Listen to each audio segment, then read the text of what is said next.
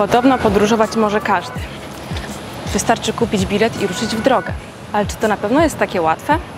Mnie to jednak kosztowało sporo wysiłku, żeby w tym roku uporządkować wszystkie sprawy, no prawie, i ruszyć w drogę pod koniec roku prosto na Sylwestra do Australii. Jestem właśnie w połowie drogi na lotnisku w Singapurze i stwierdziłam, że to jest dobry moment, żeby powiedzieć Wam w końcu o swoich planach.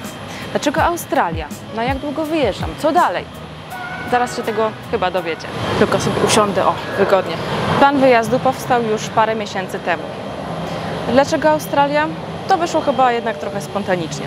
Ja planowałam wyjazd do Azji Południowo-Wschodniej na takiego po prostu dłuższego tripa, bo wiecie, to jest dobry kierunek dla początkujących podróżników, backpackersów, żeby się sprawdzić. Azja jest tania i łatwa w podróżowaniu. Ale z ciekawości sprawdziłam też bilety do Australii. No i patrzę na samego Sylwestra. Niecałe 1500 zł z Berlina do Melbourne.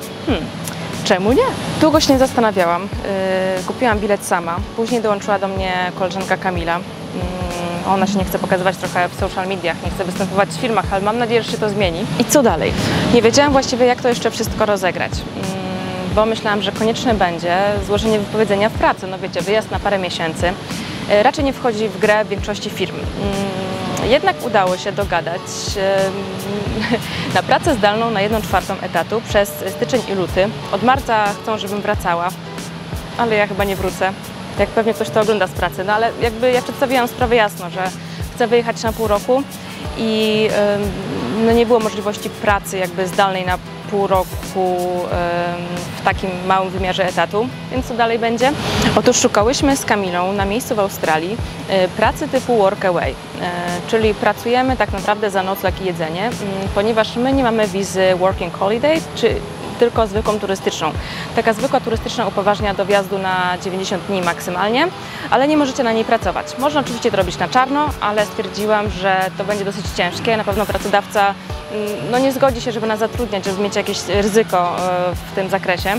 Zresztą ja doszłam do wniosku, że nie po to też mam jakąś tam, powiedzmy, karierę w korpo czy umiejętności, że chciałabym to dalej rozwijać bardziej zdalnie, niż pracować znowu na miejscu w takich dorywczych pracach, które no, nie będą mnie rozwijały. Może to jest jakiś tam sposób na życie, żeby być trochę bardziej wolnym, tak? Nie wiązać się z jakimś miejscem, ale właśnie myślę, że prace typu workaway, gdzie nie wydajemy dużo na życie, tylko mamy za to nocleg i jedzenie, też będą jakoś tak w miarę dla nas wystarczające.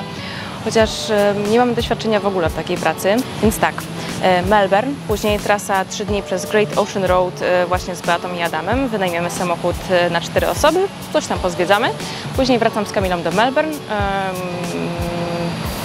i przemieścimy się na pewno w kierunku Sydney, gdzieś tam po drodze jeszcze może zahaczając o jakiś trekking w góry czy coś takiego. Chociaż trochę się obawiam tych pożarów, które są aktualnie w Australii, tak, ja wiem, że one są co roku, ale no w tym chyba jest to nasilenie dużo większe, więc chcemy być bezpieczne, nie poruszać się gdzieś tam w tych obszarach, gdzie może nam się coś stać.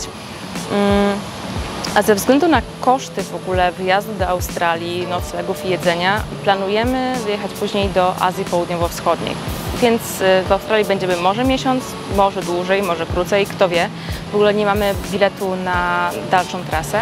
Słuchajcie, plan jest taki, że nie ma go prawie wcale. Ale ja się z tym nie czuję absolutnie źle, bo jak wiecie, ja tutaj wyjeżdżałam głównie na jakieś tam krótkie wyjazdy, gdzie miałam bardzo sztywny plan zwiedzania i tego, co chcę zobaczyć. I ja się nie czułam jakby z tym dobrze, bo nie mogłam w pełni zaklimatyzować się w jakimś miejscu, na spokojnie poznać ludzi, właśnie kultury. Tylko wszystko było tak na szybko, tak? Dobra, zwiedzam to i tamto i sobie wracam. Teraz chcę czegoś innego i mam nadzieję, że to dostanę. Więc jeżeli ktoś pyta, jakie mam plany, czy zostaję w Australii,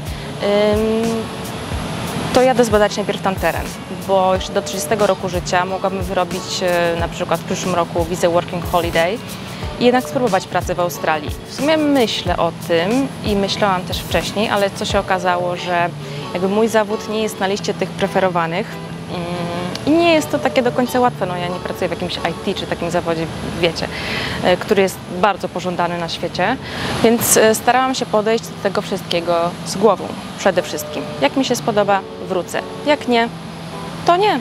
To jest tak naprawdę mój pierwszy tak długi wyjazd, więc ja do końca nie wiedziałam, jak się przygotować. Gdzieś tam czerpałam wiedzę z blogów czy vlogów doświadczonych osób, ale ja Wam nie będę pokazywać, jak się spakowałam jeszcze, bo na pewno po czasie jakby życie zweryfikuje, co było przydatne, co nie. I jak to wszystko zaplanować? Wiecie, każdy ma inne cele. Niektórzy jadą do pracy, niektórzy tylko zwiedzać.